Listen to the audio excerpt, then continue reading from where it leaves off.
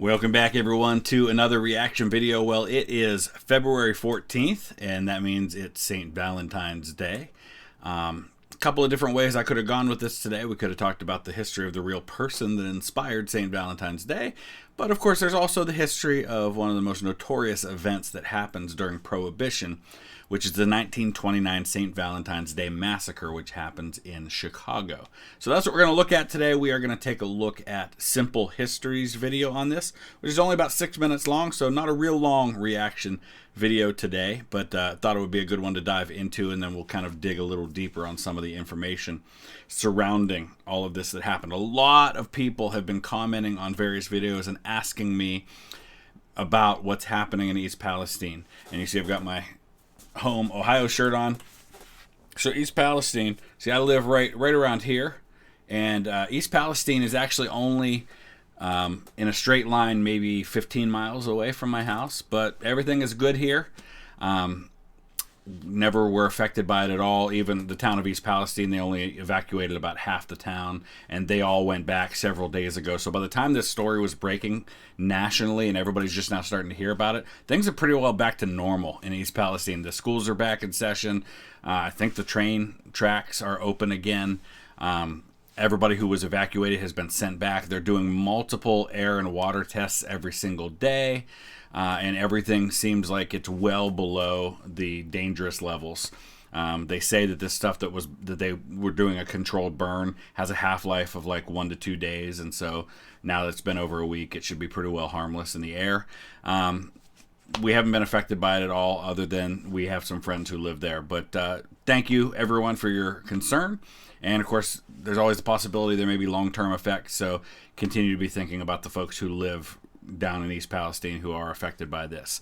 Let's go ahead and dive in. As always, the link is in the description to the original content from Simple History. Definitely check them out. They have a lot of these animated, short, really kind of quick and easy to digest history videos.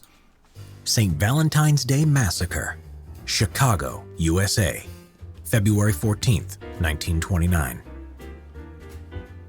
The location was the city of Chicago, and the year was 1929. It was at the height of the Prohibition, when it had become illegal to import, produce, or buy alcoholic beverages in the United States.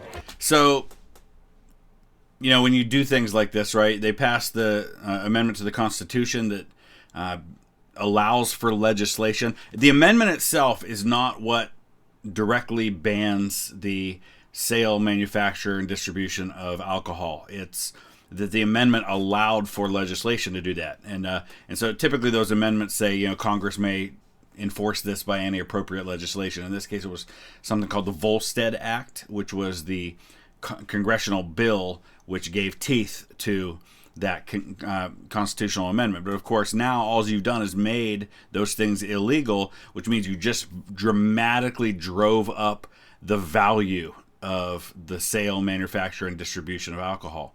And this is going to kind of become the heyday of organized crime, because a bunch of these organized crime, these mafia families, are going to make their money on violating the Volstead Act. The date was the morning of February 14th, Valentine's Day, a day for romantic gestures. Though the four men walking down North Clark Street hardly seemed to have got into the spirit of the occasion. They were grim-faced with a determined look.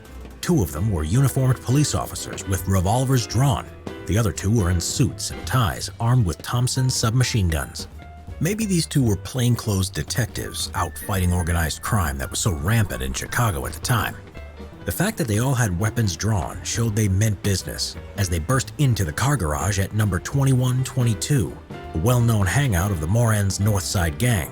So that's the thing here, and at this point in time in history in Chicago, in 1929, there has been so much violence that has been going on that it probably wasn't as big a deal to see these guys walking down the streets with these automatic weapons drawn as it might have been 10 years earlier.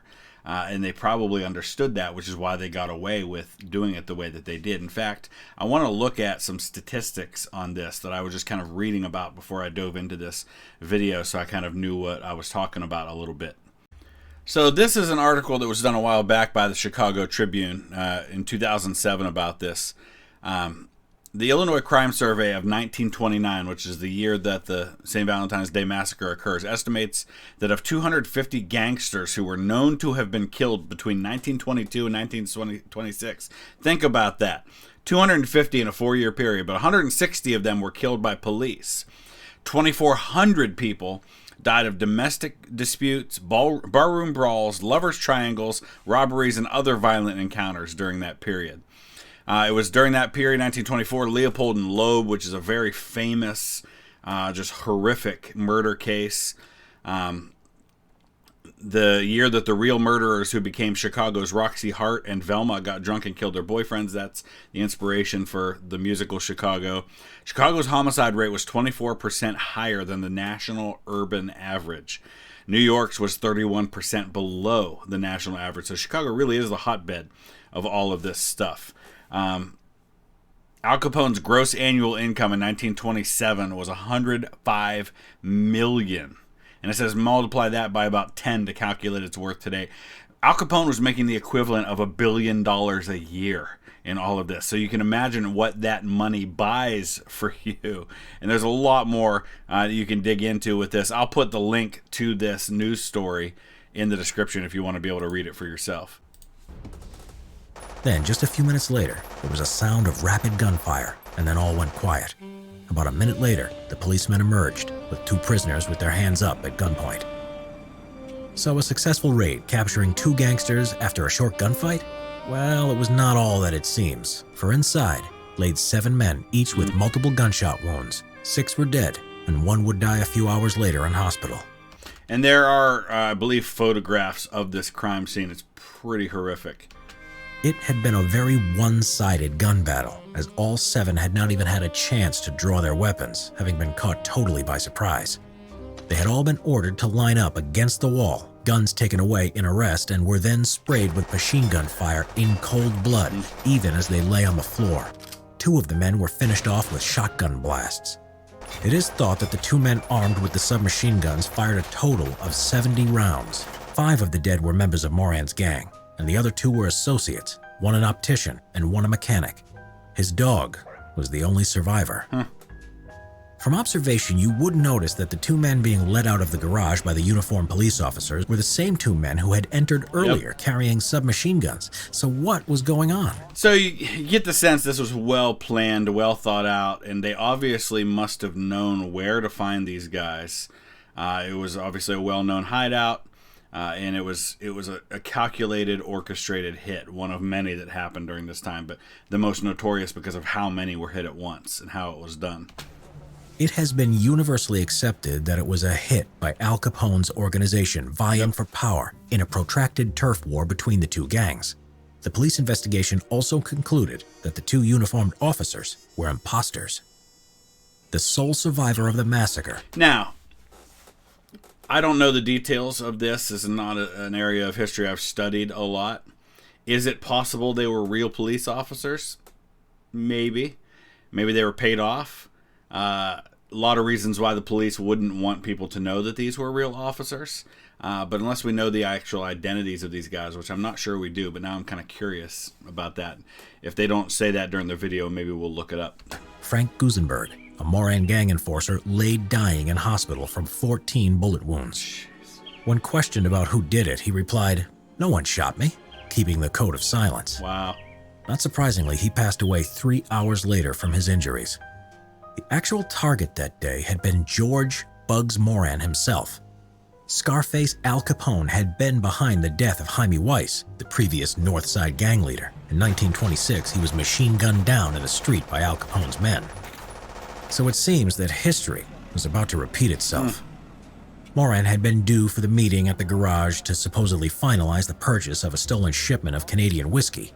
But he had second thoughts when he neared the garage, as he saw a police car slowly circling the block.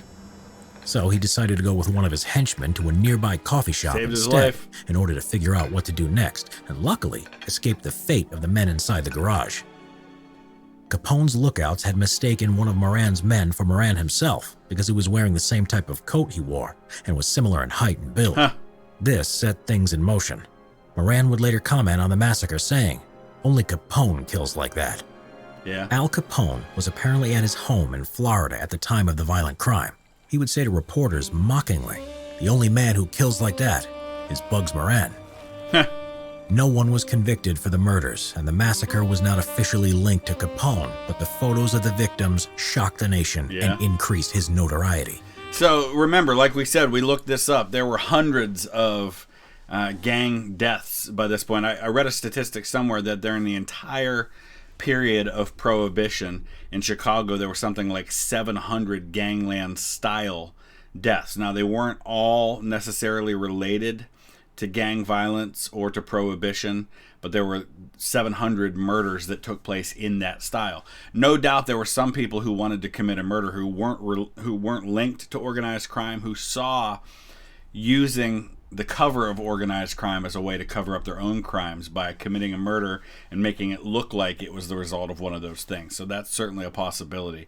But there were certainly hundreds of those. But this being so heinous and so graphic and so in the open, and the photos making it into the press, certainly are things that are going to start to really ramp up the repeal of the Volstead Act, the repeal of Prohibition, and a crackdown on organized crime. They're going to get Capone with tax evasion. Now, if you've seen the film The Untouchables, great movie, very entertaining, incredible actors, Kevin Costner, Sean Connery, Robert De Niro, people like that, but a lot of that is fictionalized. Over the course of the next few years, many criminals and gangsters had been linked with the murders. Even the machine guns used in the massacre were recovered, but no one was charged.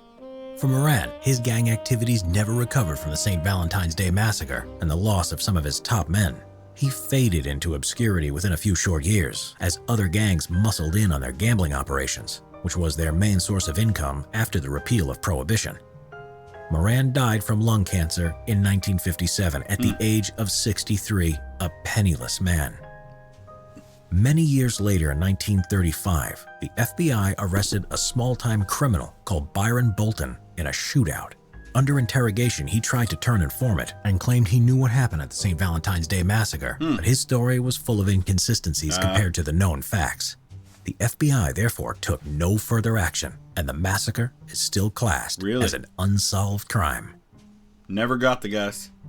Subscribe for more history videos. All right, so let's see if there's any more information I can glean from all of this. So I'm reading here on the History Channel's site. They have a page about this, and it was February 31 when Capone was found guilty on the contempt charge and sentenced to 6 months in the Cook County Jail, and that bought time for the Treasury Department to investigate him for tax evasion, which they were eventually able to hit him for. But yeah, I've looked at a couple different sites now, and there does not seem to be any real answer about who did this. So is it possible they were real cops? Certainly. Is it possible they were imposters? Also quite possible. So I guess we don't really know for sure. But let me know your thoughts. Use the comment section below. I know some of you are probably very passionate about this topic, so you might have more information. Use the comment section below so we can all learn more together. Thanks for watching.